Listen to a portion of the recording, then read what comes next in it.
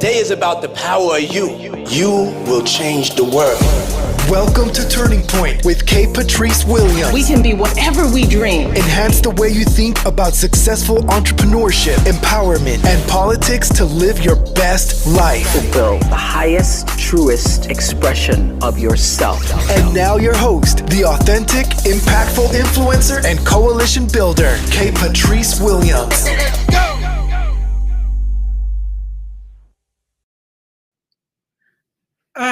Y'all know that was hot. I was in the background like this. Happy New Year. It is 2021. We made it. We made it. My name is Patrice Williams. This is Turning Point with Patrice Williams. I have on today one of my favorite people. I can't wait to introduce you all to her, but I just wanted to take that second to welcome you into the new year. It's the second full week. I feel like there are going to be some amazing things happening in our community. I am proud to amplify the voice of our community, of our businesses, and of politics. With that, I'm going to bring on my good friend. Y'all know who she is. There we are. Happy New Year. Your intro is fire. Bam! Oh, man. I tell you, when I had it in my head. And then when my team delivered it, I was like, it gets you dancing, it gets you ready for a conversation. It gets you ready for the conversation. Before I give everyone your bio, and by the way, you're going to be our first. This is our first episode of season 2, and you, Patty, will be part of our first podcast episode. So we're going to be carrying this platform over to our podcast. And so you are going to be on Apple Podcasts, our Google Podcasts. Yay. So thank you for that. And congratulations to you for what you've done with this.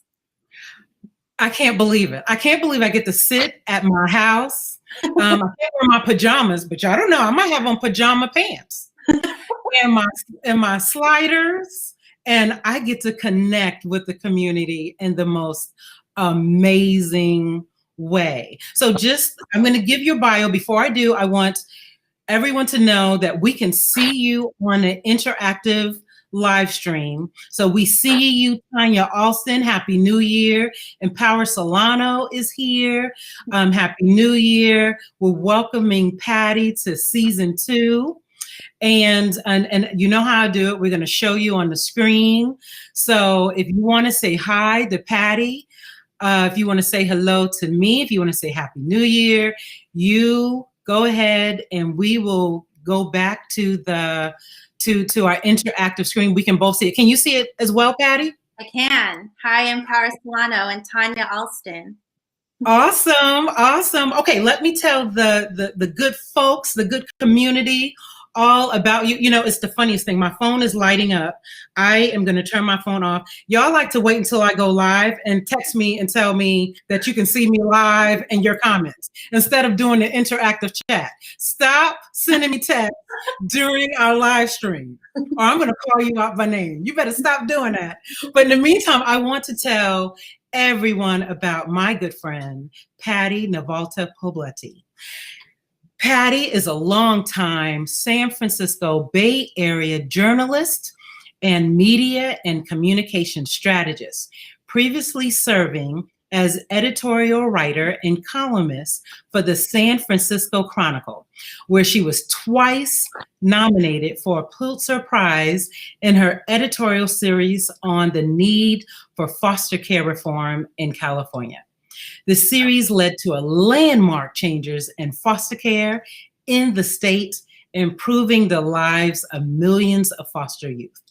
Pati was later named Media Advocacy Director for the American Cancer Society, where she was based in Sacramento and created media and communication strategy to further legislation supported by the organization. She worked directly with volunteers, legislators, the board members by crafting messaging points, ghostwriting letters and commentaries, and providing media training.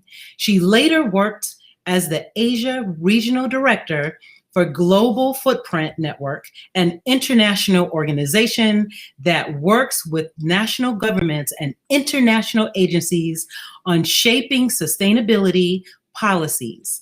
In this role, she worked directly with the national governments and the UN agencies on policy and projects with a focus on meeting economic goals within environmental limits. She is the author of The Oracles, My Filipino Grandparents in America, 2006 Heyday Books, and A Better Place, a memoir of peace in the face of tragedy.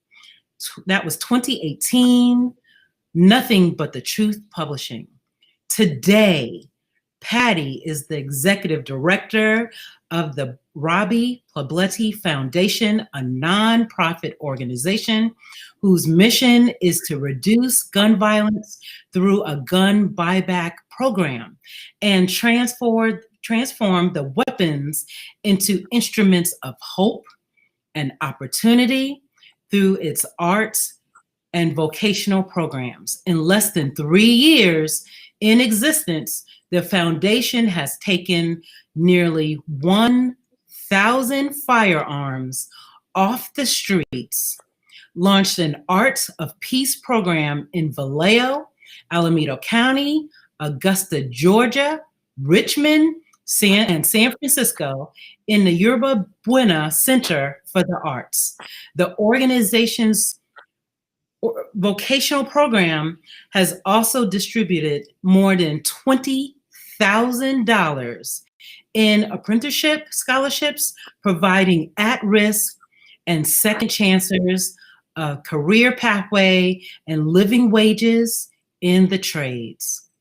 Pati is also the national content strategy for She the People, the media and PR strategies for Tides Foundation, and the power and managing partner of the Pati Navalta content strategies. Bam! That was like a dramatic reading, Kay Patrice. Do you like that? It was a dramatic reading of my bio. I'm about to take money doing my, this is going to be an income stream. I love reading powerful bios. Thank you. Like, oh yeah, you sending me the bio. Did you think I was going to cut it? I'm going to do the full thing. Thank you. You are welcome. You are welcome. Thank you for sending such an amazing bio. It really says who you are, you know, and all these different, and it pulls together all these different areas that people know of you. You know, there's some of us in the community, you know, we may only know you as a journalist. There's others that may only know you as a strategist, a crisis management strategist. And then there's others, we know you. Oh, and by the way, there's plenty that just have read your book. And then there's others that know you under the Pati Poblete Foundation and all of the amazing work that you've done there. Well, I think I think the common thread, even though they're very disparate, you know, categories, you have journalism, you have the environment, you have healthcare, and then you have advocacy through Robbie's foundation. But the thread through all of that is, how do you make a positive impact in the community, no matter what it is? And so I think at heart, I am an advocate. I'm an advocate and I'm an activist, no matter what it is I'm doing. And I think that's the common thread. Even though you look at my resume, you're like, she has no focus. But my focus is really, how do I do the best work that I can and create a ripple effect that brings positive changes to our communities. Yes, you know, that is, you're right. That is the thread. When you just you just gave us that anchor. I'm like, you're right. That is the thread through everything she does. Tiffany Jones says hello and hi. Tiffany, we have yet to meet, but I feel like I'm a fan of hers. So hi, Tiffany. She is something else. She is pretty wonderful. And her father was my vice principal at Hogan. Joe Jones? Yes. And hi, Raymond Cordomanchi. Yes. Let's see what he says. He was just on the show. I know. I saw it. Great job. And Cortez. I know. Mm-hmm. You're so funny. You text me that day. You like, hello. So I'm inviting myself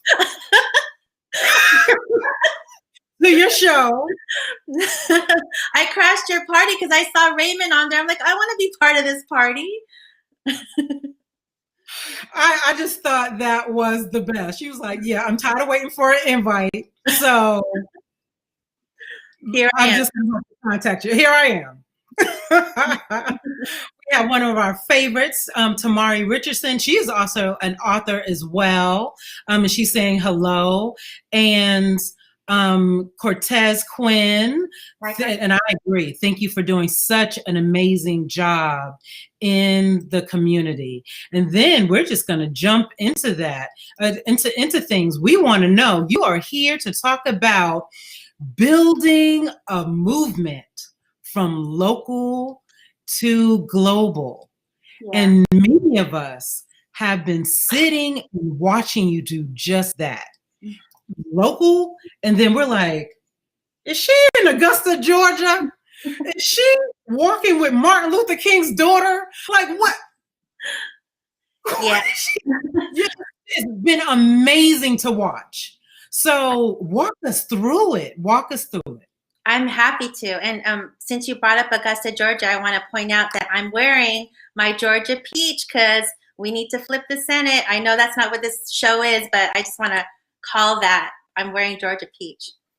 So yeah, I want to. I am happy to share the journey that I've had because I think we in Solano County, it's hard because we're kind of like a philanthropic dark hole. You know, it's hard to get those philanthropy dollars. It's hard to get foundation dollars, and so I think you all know my son was killed by gun violence in Vallejo in 2014, and it took a couple years for me to figure out what I wanted to do, if anything. You know, my focus for those first 2 years is just getting out of bed, and that was hard. And so when I thought of the things that Robbie was doing before he was killed, he was learning to be a welder. He was about to get hired for a job.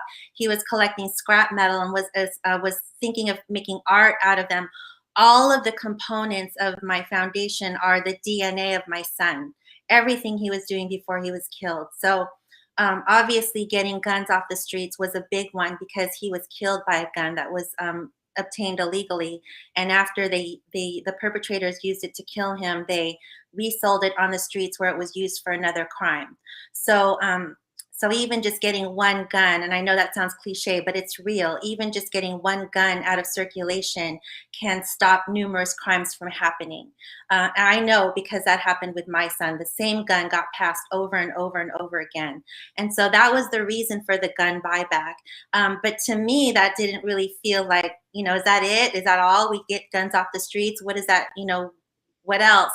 And I thought about my son who was collecting all this scrap metal and was talking to me like even just a week before he was killed about the things he wanted to make with the metal. And so I started asking what happened to the guns after they were collected, and they were sold for scrap metal. So I asked if I could have that scrap metal, which had never been done. And it took a lot of legal work and a lot of wrangling. And so I got that contract. I now get firearms that are confiscated as evidence from throughout the state. I have thousands of dismantled firearms in our storage, that guns that were used to kill people, to shoot people, to harm people, to scare people, that they have all now been dismantled and will be turned into art.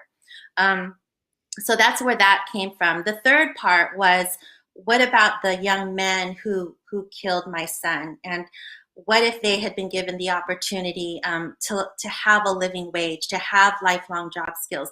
Would they have taken this road? And would my son still be alive today?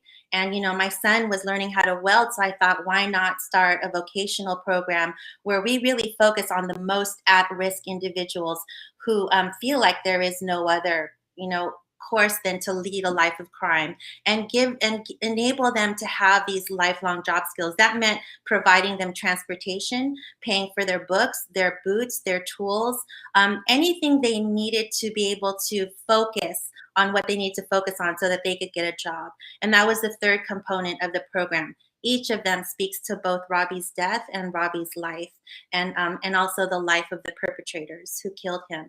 So when I first thought of this idea, I remember a lot of people saying, you know, it's too much. There's too many programs. There's too many ideas, and you're just grieving. You know, maybe you should take it easy for a while. And it's easy to get sucked into that, to feel like, yeah, they're right. You know, I'm just one mom. What can I do? And but I went ahead anyway. I didn't listen. Nevertheless, she persisted, and I did. And within, I remember sitting down writing a 3-year strategy, where the first year was just, let me just get some community buy-in, you know, and if people agree, then the second year, maybe we'll do a buyback. And then the third year, we'll launch the Art of Peace and the vocational, and maybe, you know, maybe stretch goal, 4th year, we start scaling it to other counties. Patrice, that all happened within 10 months. My 4-year plan happened in 10 months, and beyond what I thought, because I got a call from Richmond saying, we saw you on TV, we want to bring the buyback here. I got a call from the Alameda County District Attorney saying, we have 800 guns in our evidence storage that we don't want to incinerate because of the environment. We want to turn those all into art. So it scaled to Alameda County. I got a call from San Francisco, from United Playas there, who have been doing buyback since the 90s. They're now our partner, and we had our biggest exhibit with them at the Yerba Buena Center for the Arts. I got a call from the King Center, Dr. Bernice King, through her partners Led to Life. We went there on the 50th anniversary of her father's assassination. And for the first time in her whole life, she held a gun in her hands, and she was trembling. I saw her, and she put that gun into a foundry and watched it melt. And we turned those guns into 50 shovels and planted 50 trees throughout Atlanta in honor of her father. And then Augusta came, and then UN came, and all of this from one mom in Solano County who was told that it was too much and she was reaching too high. So I encourage anyone who ever hears that from someone, when you have an idea, to move forward, because you really never know what potential you have to change things. Okay. And I'm pausing because A, you talk too fast. B, I want your words to just kind of sit for a minute, for everyone to just take this in.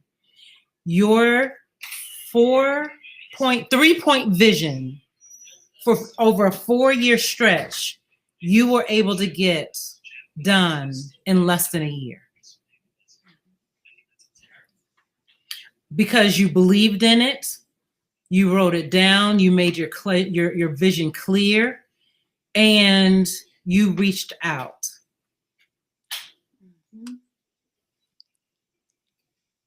Yeah, we're just gonna sit here for a second. Look, you're like shifting. Don't be shifting. We're gonna sit here quiet. Okay, I'm sitting. Yeah, because I feel like people need to take this in. And if they're writing notes, I want them to write notes, but I want them to take this in. Can anyone do this? I mean, yes, you're special. No, I am anyone. I am anyone. The thing that I had that helped me, that not, you know, was that I had my journalism background. I had communications. I knew how to present the organization in a way that the media would care about it, and I knew how to do the outreach, you know, and so that's not little. You have amazing organizations, but because they don't have the media and the marketing, the communications, the PR down, they flounder. No one knows about the amazing work they do because they just don't know how to communicate that. So I I recognized that that was something that helped me. And it's almost as if, you read my bio. It's almost as if I was being, everything that I had done up to the point my son was killed was to enable me to launch his foundation and make sure that it was a success. And not to say that it's, we don't need any help. This past year was tough. We weren't able to get any grants in. Well, we were, but not on the programs. So it's just a matter of, I think for anyone else, if you look at the skills that you have obtained in your lifetime, what can you bring to the table to ensure that whatever you're advocating for utilizes those skills? That's what I did. I knew what I was good at. I was good at communicating. I was good at presenting the case for our foundation. And I was a mom. I'm a mom, and when your purpose is for your child, I don't think there's anything that can stop you, even when you have multiple people saying it's too much. The thing about that criticism that it was too much, someone told me just focus on one program. Having the 3 programs is the very reason why we've gotten the grants that we've gotten, because we have this multi-pronged approach to making the change in gun violence. And it's not just getting weapons off the streets. You're not addressing the core issue if you just take the weapons off the streets. If they want to cause harm, they're going to find a way to cause harm. But why? How did they get there? And is it lack of opportunity? Is it a feeling of hopelessness and helplessness? And that's really what I wanted to get at. How do you provide hope and opportunity for people who really feel destitute? And when you say, can anyone do this? I am anyone. And everyone has basic skills and strengths to bring to the table, whatever their purpose is, once they've identified that. What you do really well is you state the case for the foundation and on behalf of the foundation. And the way you state it brings me chills every time. And I can tell it moves you every time. Every time you state your son's name, I can feel it. I can feel loss. I can feel grief. I feel it, and I can feel it going through you. And that is something that, there's a vulnerability in it. There's a transparency in it where I'm with you, and people are with you. And when I look at other nonprofits, I don't know if we all do that as well. Really state the case, state the why. Yes. That's everything. Okay, Patrice, that's everything. That's getting donors. That's getting support. That's getting people to care. That's getting coverage. Why are you doing this, right? Is it, and that's really the first question you have to ask yourself when you are about to launch something or want to launch something. What is your end goal? What is your purpose? For me, I have to say, I didn't return to Vallejo for 2 years after Robbie was killed. I couldn't, it was too painful. And I didn't think anything could bring me back there. And that was sad because I went to elementary school there, junior high. I went to Cave, I went to Springstown, I went to Hogan, and I vowed never ever to return to that city.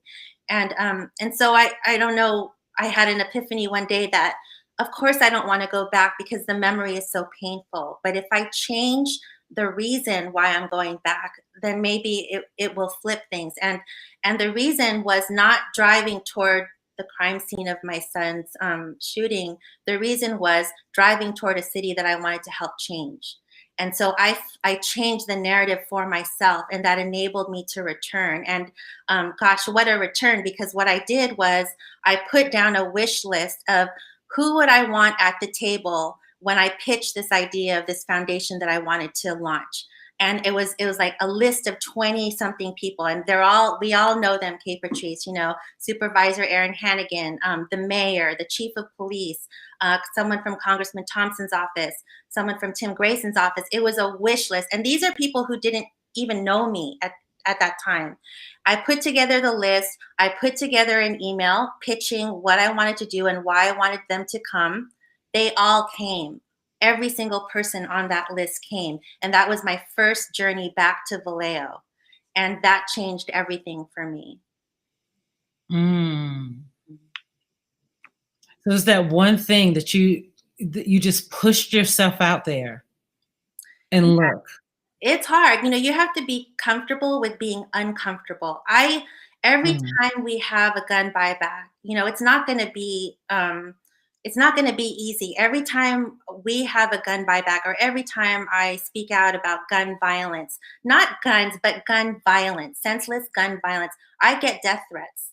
And that, in the beginning, it was enough for me to kind of rethink, do I want to go down this road? And I was getting, the first threat I got was from someone in the Midwest, and he said he wasn't going to give me his gun, he said, but he was going to show me his bullets. And that to me was a real threat. Every time we have a gun buyback, every time I talk about my son being killed by gun violence and responsible gun ownership, I get a death threat. And that's enough to give you pause, but I know what gun violence do. Yeah, I think we were having a little bloop with technology. Mm-hmm. Can you hear me okay? I can. Mm-hmm. So I'm not sure where it ended that everyone else heard, but where it ended, and I want you to just very quickly make that point again, because I was writing it in the chat. Be comfortable with being uncomfortable. Be comfortable with being uncomfortable. It's not going to be easy. Imagine me for 2 years. I didn't talk about what happened. I didn't return to Vallejo. I stayed in my house. I barely got out of bed. To go from that to every day talking about my son getting killed and what it's done to our community and what it's done to our household. You have to be very vulnerable. And it's the only way to bring about change is to be as raw and honest as you can be. And just going back to what you said, Patrice, about making the case. You can't make the case unless you're raw and honest. There's no sugarcoating gun violence. That's my issue. And for people to understand that, you have to humanize it. And I use myself as my own instrument to humanize it. I am a mother who lost her son. He was only 23. And now I'm trying to do something, make something positive out of that. So whatever your purpose is, be as raw and honest about what it is you're doing and why. I'm very comfortable being quiet. Yeah, I see that. Because you're dropping these gems, these nuggets, and I don't want us to talk over the moment. Mm-hmm. So I just want us to slow down a little bit. You've given us so much, and I want to make sure, I don't know if you want to put it in a private chat, and that way I can put it over to our interactive chat. I want to make sure that people that want to help, they want to be a part of, they know what you need, what you're doing, and how to become part, because you have a squad. Your squad. I've seen you all at buybacks. I've seen you at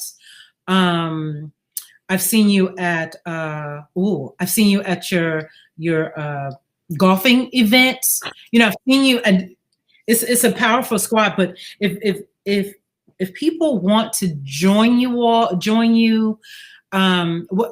is the ask? Right. Well, so for 2020, as we all know, we weren't able to launch a lot of our programs. So we couldn't have the gun buyback. We did partner on one in San Francisco. We couldn't have our art programs, and we couldn't have our career fairs. So we're really hoping 2021, we're going to bring all the programs back. We didn't have our annual fundraiser. We're going to bring that back. The golf tournament, like you said, we're going to bring that back. So yes, we have a squad, because my kids, Robbie and Julie have a lot of friends. So that's really, and I have a lot of friends, luckily. But we always need new volunteers, especially when we have those big events. So I would say volunteerism, if you see us posting something, if you could share it, that goes a long way. We're always looking for donations. That really helps us. Even we didn't get the big grants that we're used to this year, but we did a lot of, we got a lot of smaller grants. Every dollar went toward one of our vocational recipients who either lost their job or whose hours were really reduced. So even during the pandemic, we were able to distribute more than $20,000 more in COVID relief for them. So, I mean, I think you could be really confident that whatever you're able to donate will go towards someone who really, really needs it. So volunteer, donate, and help spread the word. That we would really appreciate it. During my campaign, I bumped into a guy that was a beneficiary of your program, and but it was so, I don't even, I can barely remember his face. I don't remember where I was, but it was just so random. And I'm like, someone just randomly, we were talking about something else, and he talked about your program, and I was like, that's everything. Yeah, it is everything. During the pandemic, we were able to help 2 people transition out of homelessness. They were living in their cars, and we got them into an apprenticeship, and now they are earning good money. They have their car. We gave them money to help fix their car, and now they have their own apartment. That is like, it's so hard with the gun buybacks to quantify the impact, because you never know how many lives one gun would have taken if it had stayed in circulation. With the art program, we see the impact emotionally when people come in and view these beautiful pieces of art and can't even fathom that they were made of guns, you know, these instruments that were created to kill people. But with the vocational, that is real time impact, and you see how you've changed someone's life. I've had grown men cry, you know, and I cry with them. I know we're running out of time, but I want to say one thing that happened to me. There was a man who had just been released. He was a lifer. He committed homicide, and he was a lifer, and he was newly released. And I met with him, and I was asking him to help with us and volunteer, or asking him if he needed help with vocational programs. And he took a moment, and he said that he could never apologize to the woman whose son he took. And so he wanted to take that moment to apologize to me for what he had done. And I wept because I know that I'm never going to get that apology from the men who took my life's son. So in that moment, it was very like he was able to say sorry to this mother he will never meet. And I was able to hear, I'm sorry, from these men who will never say it to me. And so I think that's what our program does. It allows healing. And I didn't expect that. Well, first, can I apologize? I do this podcast with my readers, and I messed up, and I don't want to mistype Robbie's name incorrectly. I did, and I apologize, and I just corrected it. Robbie Poblete. Your mother is amazing, and through your name, she is impacting thousands of people. And I'm gonna be quiet for a second. Yay. Okay, so very quickly, give us your website information or the best method for us to follow you, contact the foundation, get involved, and then we'll shift. Okay. But yeah. Yeah, so the foundation website is Robbie, Robby, Poblete, Poblete, foundation.org. And you'll see a tab for each of our programs. We have a great web designer, geographic. So you'll see the upticking of the firearms that we've collected in every city we've been in. Actually, it's been we need to update it, Kate Patrice, because you said we've gotten nearly 1,000 firearms off the street. We've gotten more than 1,500 off the street now. And so that's, I'm really proud of that. If you want to reach anyone, you can reach me directly, Pati, P-A-T-I, at RobbiePobleteFoundation.org. Love it. And Love we're on it. Facebook and Instagram. Yes, you are. Yes, ma'am. That's how I know what you're up to, because I see your Facebook posts. I'm like, okay, I see where they're going to be. Okay, so while I get myself together, and we're going to shift the room, but I want to, you have a lot of people sending you energy, so I want to make sure you get your comments from Brother Ray. He says, thank you.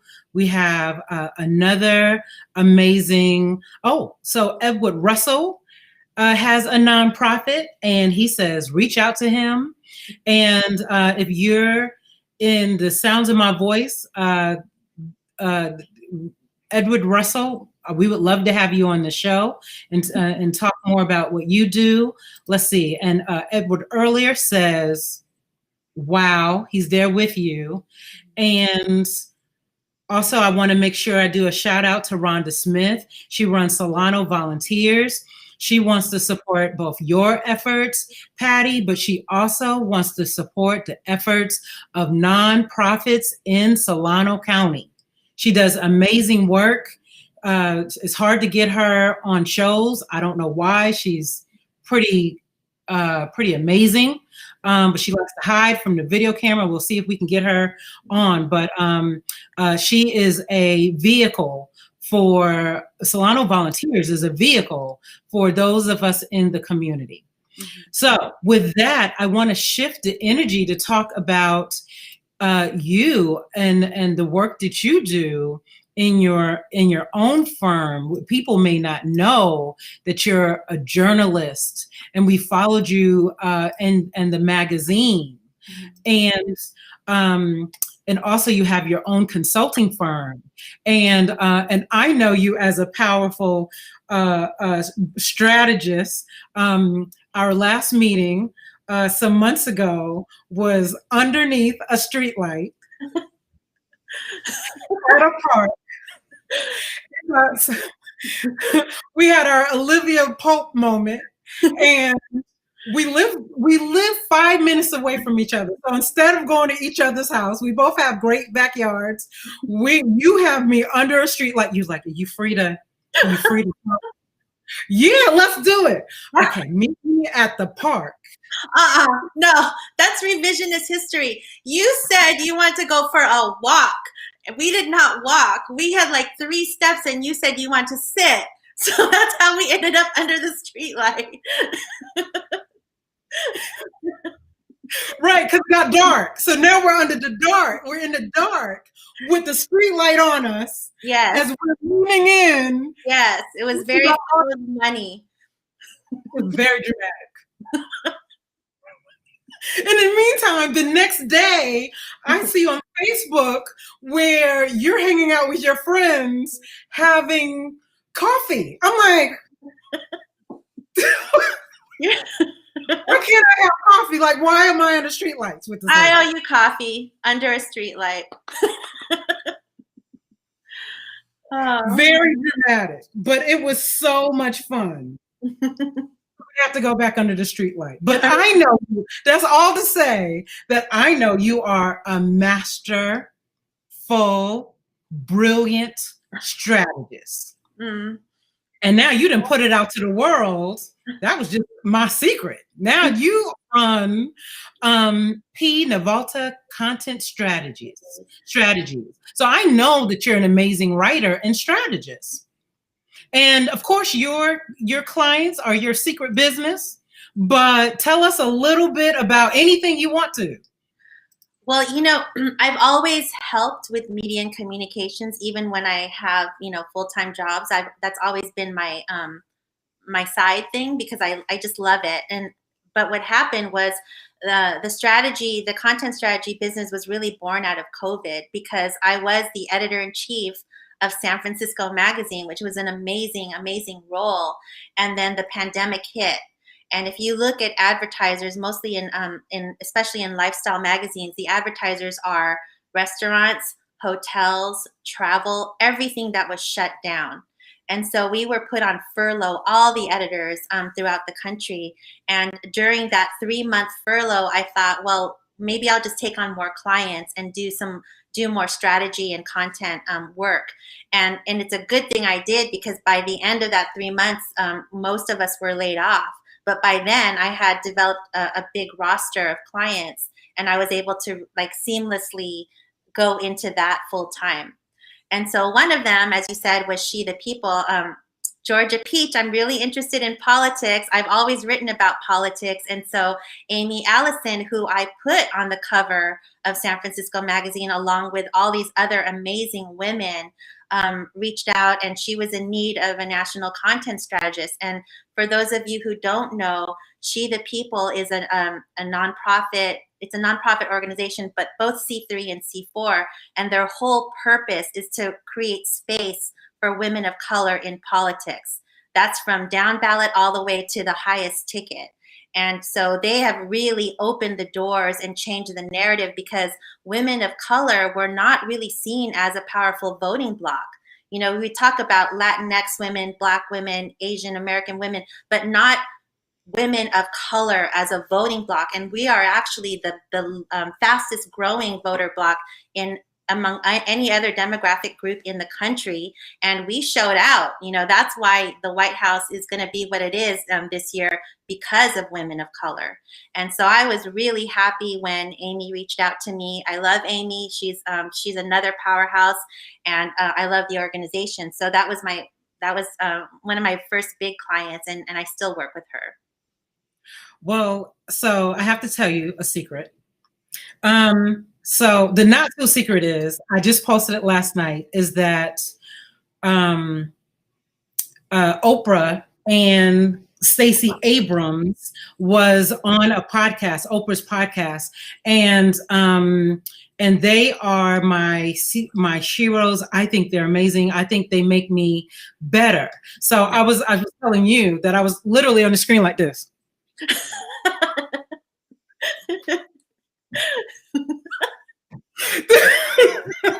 You're so crazy. The third person is Amy Allison. So I watched her launch this program, you know, her organization, and raise a bunch of money for Stacey, but like raise the conversation around women running, raise the conversation, right, and raise money, the issue of money and raising money, because that's how we're elected to. Right. And she did this in such a powerful way, and she made an impact locally, countywide, statewide, and then multi-state. Mm-hmm. Right. She's pretty amazing. So I was on a conference call with her as well, and I was like, keep it cool. But I really wanted to slide out of my chair and roll around. Like, that lady, she's local. She's Oakland. She's Oakland. And so it was everything when Kamala's Oakland. And so we have these local girls that are like going to the top of the ticket. And none of it can happen without that multicultural coalition, which is what She the People was created to do, right? And I think you know, when Alex Padilla was named in the Senate, there was this big op-ed because, you know, Black women, and not just Black women, but women all over, were calling for another Black woman to replace Senator Harris in the Senate. And when Alex Padilla was named, that was a loss, because now you have no Black women on the Senate. And you had a lot of pundits making it, well, why don't Black people want a Latino on the Senate? It is not Black versus brown. it's creating a multicultural coalition, but it's also recognizing that the voice or the perspective of a Black woman was needed in the Senate and is needed in the Senate. And so we can't let the external forces turn us against each other, because it's not Black versus brown. It's how do we work together as a coalition to ensure that all the issues that face our communities as Black and brown communities get addressed at the highest levels. I'm going to be quiet. You nailed it. Mm-hmm. You nailed it. Mm-hmm. And so, just so you know, there's going to be there's a building movement Mm-hmm. surrounding keeping this conversation going. If there's an open, if Congresswoman Dianne Feinstein's seat opens, Right. there needs to be a pathway. So this conversation is going to absolutely continue. And so I want you all to follow She the People. They have, and even just go backwards in their timeline. They have a year and a half of pretty powerful content, information. They had this powerful conference. I've never seen anything like it. Actually, it's the first time I saw a conference live streamed.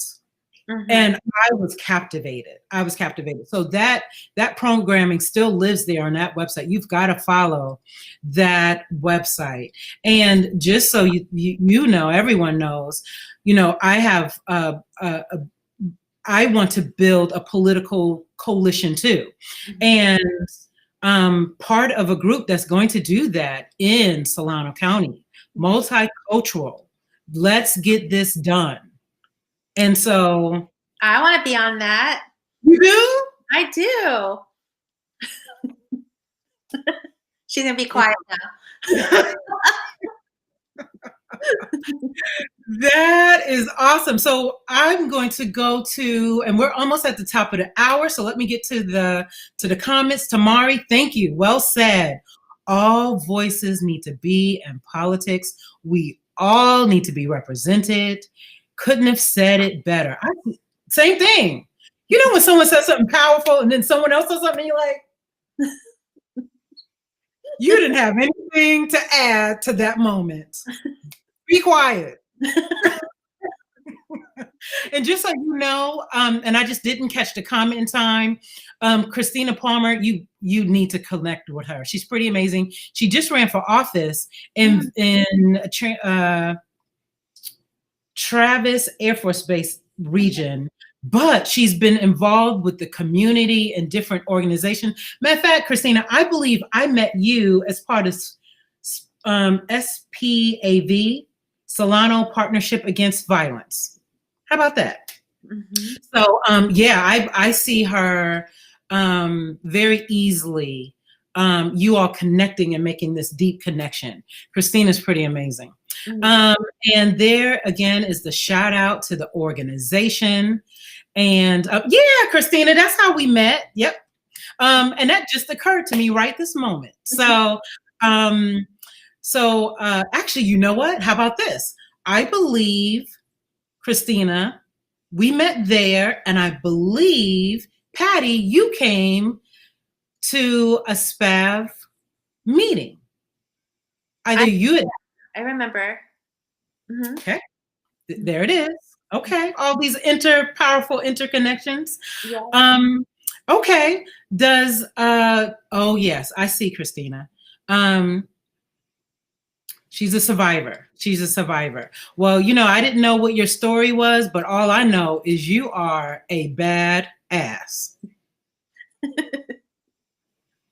So that I knew. So so there's that.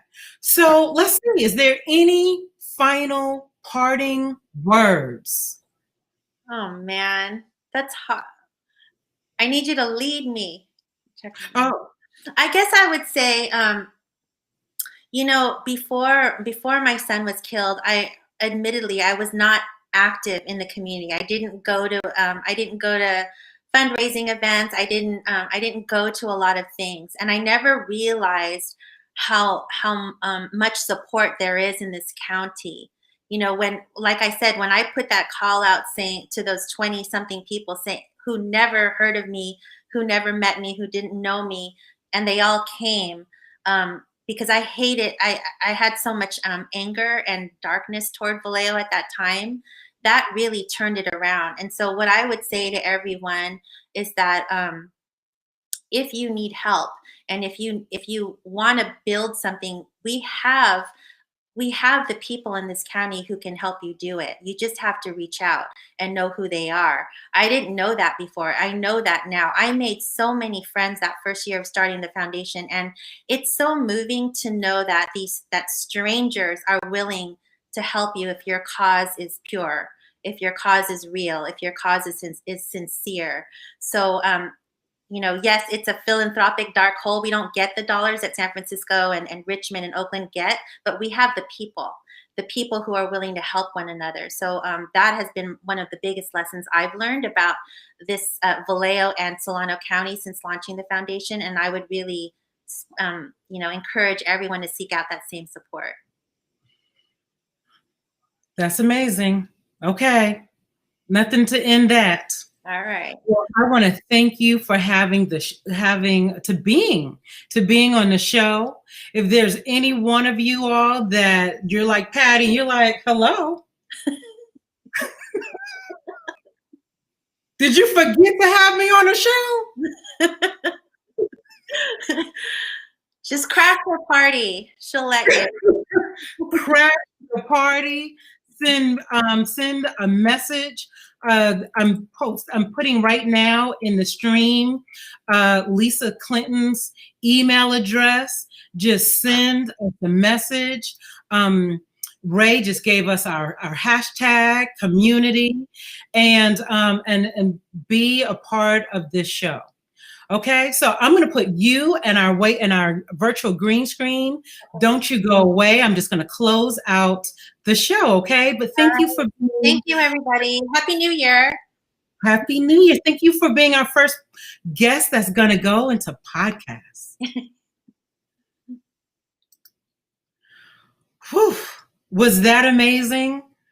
You got to meet one of my favorite people, my friend, Pati Navalta Poblete. She's one of those people in the community, and she just makes you want to be a better person. She makes you want to be a better person. You want to like live up to being her friend. You know, can I be as great as her? And she just told you, you can. We all can be pretty amazing. We just be our authentic selves.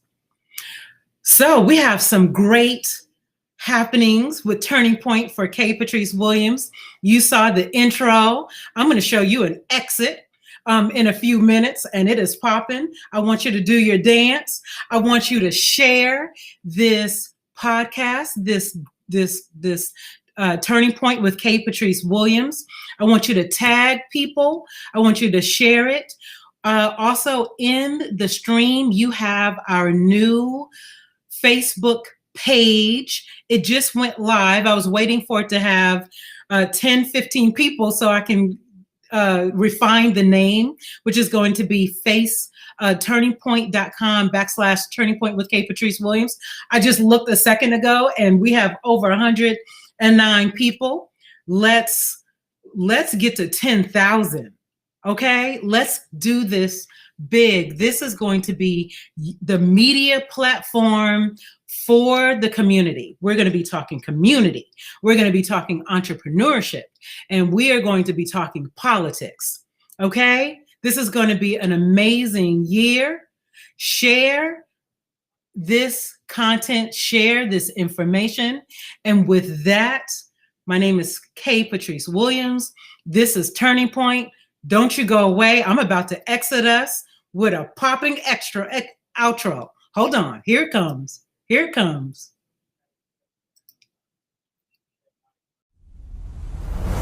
Thank you for listening to another episode of Turning Point with K. Patrice Williams. Something better is always possible if you're willing to work for it and fight for it. Don't forget to subscribe, like, and leave a comment. And never miss a podcast or live stream by visiting our website, imkpatrice.com, or connecting through social media at imkpatrice on all platforms.